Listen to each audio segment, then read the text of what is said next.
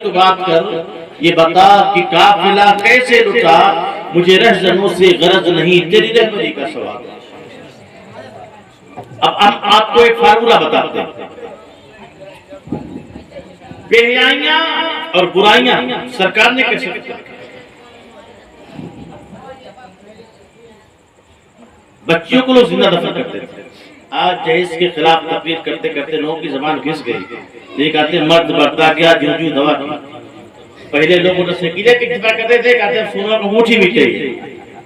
مطلب وہ تو ایک تو لینا بھی مانگنا، یہ تو بھیک مانگنا حرام ہے، اور دوسرے سونے کی بھیک مانگنا مستقل گنہگار بنانے کے لیے ایک اور چیز علاوہ۔ شیطان جب بہکاتا ہے تو تھوڑا نہیں بہکاتا، وہ مکمل بہکا دیتا ہے۔ کہتا تھوڑا گناہ کیوں کر رہا ہے، خوب گناہ کر لے تاکہ میرے ساتھ تم بھی جاننا میں کیا۔ دیکھیے زندگی تو آئی 50 60 70 سال کے بعد مر ہی جانا، امیر بھی ہو جائے گا، غریب بھی ہو جائے گا، نمازی بھی ہو جائے گا، بے نمازی بھی ہو جائے گا، سب کو مر کر کے وہی جانا ہے۔ اس لیے آپ اگر بڑھانا چاہتے ہیں تو اس گھر کو تھوڑا بہت بڑھائیے، اس کی تیاری کیجیے۔ جو اللہ والے ہوتے ہیں وہ موت سے نہیں گھبراتے، وہ تو کہتے ہیں کہ موت تو جلدی آ تاکہ بیچ کا جو حجاب ہے اٹھ جائے، ہم سرکار مدح صلی اللہ علیہ وسلم کا دیدار کریں اور اللہ کے جلوے کا دیدار کریں۔ وہ موت سے نہیں گھبراتے، بلکہ وہ تو کہتے ہیں آج پھولے نہ سمائیں گے کفن میں آسی، جس کے جویا تھے اس گل سے ملاقات کی رات۔ میں عرض کر رہا ہوں آج جہیز کے خلاف تقریر کرنے سے، جہیز کے خلاف لوگوں کو بتانے سے جہیز بڑھ رہا ہے، لیکن پیغمبر اسلام نے لڑکیوں کو زندہ دفن ہونے سے کس طرح روکا، عقائد و جہاں صلی اللہ علیہ وسلم نے بیان کیا، قرآن کی آیت سنائی، اے لوگوں لڑکیوں کو زندہ مت کرو، زندہ دفن مت کرو، اس لیے کہ جب میدان محشر میں آئیں گی وہی ذل و سہولت ایک دن آئے گا کہ اللہ پوچھے گا اے بچیوں، اے بچیوں، اے میری بندیوں، تمہارے ماں باپ نے کس جرم میں تمہیں دفن کیا؟ اے لوگوں جب اللہ پوچھے گا تو یہ کہیں گی میرا کوئی جرم نہیں تھا یا اللہ میں صرف لڑکی تھی اس لیے مجھے دفن کیا گیا۔ تو بتاؤ اللہ کی بات کا بھی کیا جواب ہے؟ تو لوگوں کے دل میں خدا کا خوف پیدا ہوا، خوف پیدا ہوا، ایک طرف خدا کا خوف اور دوسرے طرف سرکار نے ارشاد فرمایا کہ جس کے پاس 3 بچیاں ہیں اگر وہ ان کی ساتھ تربیت کے ساتھ کرنے کے ساتھ شادی کر دے تو اللہ جنت میں۔ ایک طرف تو اللہ کا خوف اور دوسرے طرف جنت کی خوشخبری، یہ چیزوں نے مسلمان کے دلوں میں جنت کے پانے کا ایسا شوق پیدا ہوا کہ جن کے گھر بچیاں نہیں تھی وہ دوسرے کی گود لے کر کے ان کی شادیاں کر رہے ہیں۔ تو پہلے تو بات یہ ہے کہ ہمارے اندر جنت پانے کا شوق پیدا ہونا چاہیے، اور ایک بات جان لیجیے جب تک ہمیں ہمارے دل کے اندر خدا کا خوف پیدا نہ ہو، جنت کا شوق پیدا نہ ہو، تو سمجھ لیجیے کہ ہمارا دل مردہ ہو چکا ہے، ہمارا دل مردہ۔ سرکار فرماتے ہیں انسان کا دل مثل آئینہ صاف و شفاف ہوتا ہے، جب آدمی ایک گناہ کرتا ہے، ایک نقطہ پڑتا ہے، دوسرا نقطہ، تیسرا نقطہ، چوتھا نقطہ، پانچواں نقطہ، گناہ کرتے جاتا ہے، دل پہ نقطہ سیاہ پڑتا رہتا ہے، ایک وقت ایسا آتا ہے کہ پورا دل سیاہ ہو جاتا ہے۔ اس لیے پہلی مرتبہ جب گناہ کرتا ہے تو ڈرتا ہے، دوسرا کرتا ہے تو ڈرتا ہے، تو ڈرنے میں اس کا کمال نہیں ہے۔ جیسے اس کپڑے میں اگر ہی تھوڑا سا کالا لگ جائے تو اتنے دور سے نظر آئے گا کہ نظر نہیں آئے گا، اور اسی کو پہن کر کے اگر میں گیرج میں جا کر کے گاڑی صحیح کرنے لگوں تو پھر وہ کالا نظر نہیں آئے گا جو تھوڑا سا نظر آتا تھا۔ یہی حال ہوتا ہے انسان کے بدعمل ہونے کا، جب شروع میں وہ گناہ کرتا ہے۔ آپ لوگ اپنی زندگی کا تجربہ کیے ہوگے، ابھی رمضان گزرا ہے، 5 وقت کی نماز پڑھتے تھے، تراویح پڑھتے تھے، رمضان کے بعد پہلے دن جب آپ نے نماز چھوڑی ہوگی تو آپ کو تھوڑا بہت اٹپٹا لگا ہوگا، دل ملامت کیا ہوگا، لیکن چھوڑتے ایک ہی مہینے کے اندر ایسے عادی ہو گئے ہیں آپ کہ کل فجر کی وقت چھوٹی تھی تو آپ تڑپ جاتے تھے، ظہر کے وقت رمضان میں چھوٹتا ہے، نماز چھوٹی تھی تو آپ تڑپ جاتے تھے، آج 5 وقت چھوٹ رہی ہے، نہ آپ کے پیشانی پہ پسینہ ہے، نہ آپ کے دل کے اندر ذرہ برابر پریشانی ہے۔ اس کی وجہ یہ ہے کہ آپ کے پورے دل کالے ہو چکے ہیں، کالا ہو چکا ہے دل میں۔ پیغمبر فرماتے ہیں جب دل کالا ہو جائے تو تم کثرت کے ساتھ توبہ و استغفار کرو اور قرآن کی تلاوت کرو، اللہ تمہارے دل کو صاف کرے گا۔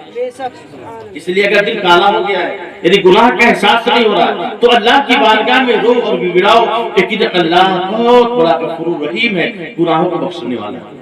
سرکار کیسے لوگوں کو برائیوں سے روکتے تھے، کیسے روکتے تھے، ہمیں کیا کرنا چاہیے، ہمیں کس طرح کام کرنا چاہیے، یہ ہماری بھی دیکھیں سماج کے فرض کی ذمہ داری۔ اللہ نے قرآن میں فرمایا کنتم خیر امۃ اخرجت للناس تأمرون بالمعروف وتنہون عن المنکر وتؤمنون باللہ، کہ تم بہترین امت ہو، لوگوں کو اچھائیوں کا حکم دو، برائیوں سے روکو، اللہ کی ذات ایمان رکھو۔ مطلب یہ ہے کہ صرف مولانا کا کام نہیں ہے برائی سے روکنا، سماج کے ہر اس فرد کا کام ہے سماج برائی سے روکنا جو برائی سے روکنے کی صلاحیت رکھتا ہے۔ طریقہ کار سرکار نے سمجھایا۔ سرکار کی حدیث سناؤں، صحیح ابن حبان میں بیان فرماتے ہیں عقائد جہاں صلی اللہ علیہ وسلم نے گزشتہ زمانے کی ایک عابد کی واقعہ بتایا۔ آپ بیان فرماتے ہیں کہ گزشتہ زمانے میں ایک بہت بڑا عبادت گزار تھا، بہت بڑا عبادت گزار تھا، عبادت کرتا تھا۔ ایک دن محلے کی ایک رئیس گھر کی لڑکا اور اس کے اوپر عاشق ہو گئی۔ اب اس عورت مرد کو اس نے مجبور کیا، پہلے تو اس نے سارا جال فریب لگایا کہ اس طرح ان کو پھنسائیں اور ان سے اپنی خواہشات نفسانی کو پورا کریں۔ جب نہ چل سکا تو اس نے اپنے خادم سے کہا کہ جا کے بابا سے کہہ دو کہ وہ میرے گھر آ جائیں، ایک کو گواہی کرنی۔ سیدھے سادھے بابا جھوپڑی میں اللہ اللہ کرنے والے خادم کے پیچھے پیچھے چلے گئے۔ سرکار فرماتے جب اس کے گھر پہنچے تو دیکھا ایک خوبصورت عورت بیٹھی ہوئی۔ اس خوبصورت عورت نے کہا یہاں کوئی گواہی نہیں دے دی، یہاں تین چیز ہے، یا تو آپ یہ میرا جو خادم ہے آپ کو بلانے گیا تھا اس کو مار ڈالیے، یا تو پھر آپ شراب پی لیجیے، یا تو میرے ساتھ آپ بدفعلی کیجیے، غلط کام کیجیے۔ اللہ کے بندے تھے جو اللہ اللہ کرنے والے تھے، بھلا وہ کیسے ایسا کام کر سکتے؟ انہوں نے کہا نہ تو میں اس کو مان سکتا ہوں، بے قصور ہے یہ، اور نہ شراب کو ہاتھ لگا سکتا ہوں، یہ تو سارے برائیوں بے آئیوں کی جڑ ہے یہ، اور نہ تو تیرے ساتھ بدفعلی کر سکتا ہوں، اس لیے کہ بہت بڑا جرم ہے یہ، میں یہ کام نہیں کر سکتا۔ عورت اپنے پہ اگر آ جائے تو بڑی بڑوں کی سیدھا ڈھیلا کر دیتی ہے۔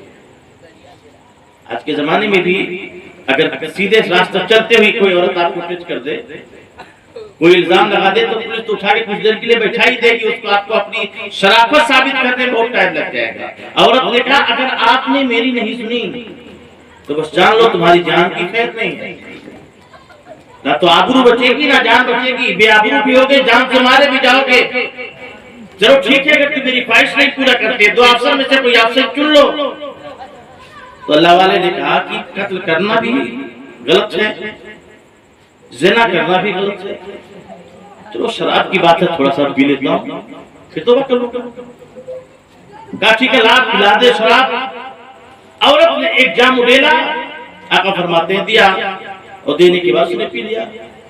اب تھوڑی سی چڑھی تو کہا اور لا، ایک تو شراب، دوسرے خوبصورت عورت اپنے ہاتھ سے پلانے لگی، یہ پینے لگے، پلانے لگی، یہ پینے لگے، جب تک جو تسبیح و تحلیل کے اندر مگن رہا کرتے تھے اب شراب کے نشے میں مگن ہو گئے، اتنا مگن ہوئے، اتنا مگن ہوئے، وہ اتنا مگن ہوئے کہ مت پوچھئے۔ پھر وہ بابا نے شراب پی تو شراب کے نشے میں اس قدر عادی ہو گیا کہ اس کے پینے کے بعد آدمی پہلے بے خود ہوتا ہے، پھر اپنی پہچان کھوتا ہے، پھر اپنی ہوش ہوتا ہے، پھر اپنی شناخت ہوتا ہے، پھر وہ کہانی گڈھے میں گرے یا کہاں گرے کچھ بھی ہو سکتا ہے۔ آقا فرماتے ہیں پھر اس کے بعد اس نے نوکر کو قتل بھی کر دیا اور اس عورت کے ساتھ بدفعلی بھی کی۔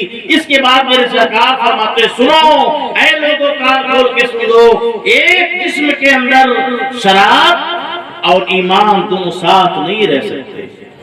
یہ سب سے اہم پوائنٹ بھی ہے، سرکار فرماتے ہیں ایک جسم کے اندر شراب اور ایمان دونوں ایک ساتھ یا تو ایمان رہے گا یا تو شراب رہے گا۔ اب اس حدیث کی میں تھوڑی تفسیر بتاتا ہوں جو میں نے مشکات کی۔ سرکار نے فرمایا لا یزنی الزانی وہو مومن، زناکار جب زنا کرتا تو مومن نہیں رہتا۔ مفسرین نے، محدثین نے، شارحین حدیث نے جس کی تفسیر لکھی ہے، میں اس کی روشنی میں ایک بات بتا دینا چاہتا ہوں۔ میں کسی کے ذہن میں کوئی ایسی چیز پیدا نہیں کرنا چاہتا کہ وہ چیز پیدا ہونے کے بعد آدمی مایوس ہو جائے۔ سرکار نے جو فرمایا کہ ایمان اور شراب دونوں ایک ساتھ نہیں رہ سکتے. مطلب یہ ہے کہ جب تک شراب کا اثر ہے، اس حدیث کی تفسیر کی جب آدمی زنا کرتا ہے تو مومن نہیں رہتا. شارحین نے لکھا ہے کہ جب تک وہ زنا کرتا ہے تب تک ایمان اس کے دل سے نکل جاتا ہے اور اس کے اوپر معلق رہتا ہے. کیوں لٹکا رہتا ہے؟ زنا سے فارغ ہوا تو پھر ایمان اس کے اندر داخل ہو جاتا ہے. تو کم از کم شراب کے نشے میں جب تک وہ بدمست ہے، اس حدیث کے روح میں یہ کہا جا سکتا ہے کہ ایمان اس کے اندر سے نکل جاتا ہے. جب شراب کے نشے سے پلٹتا ہے تو اللہ وحدہ لا شریک اس کے اندر ایمان ڈال دیتا ہے. میں عرض کرنا چاہتا ہوں کہ نور ایمان جو کامل ایمان ہوتا ہے، وہ جو انسان اگر شراب کی بنیاد پر ایمان کی نورانیت ختم ہو جائے تو ایسی چیز کو چھوڑنا ہی چاہیے. اسی لیے اللہ رب العزت نے خود فرمایا یہ سارے فساد کی جڑ ہے.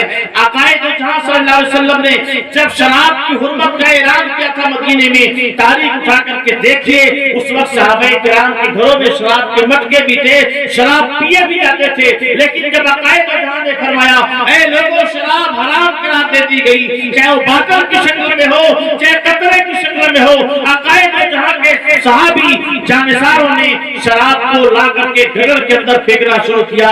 لوگ بیان کرتے ہیں مدینے کے اندر شراب بہہ نکلی تھی، اس کے مٹکے بھی توڑے گئے.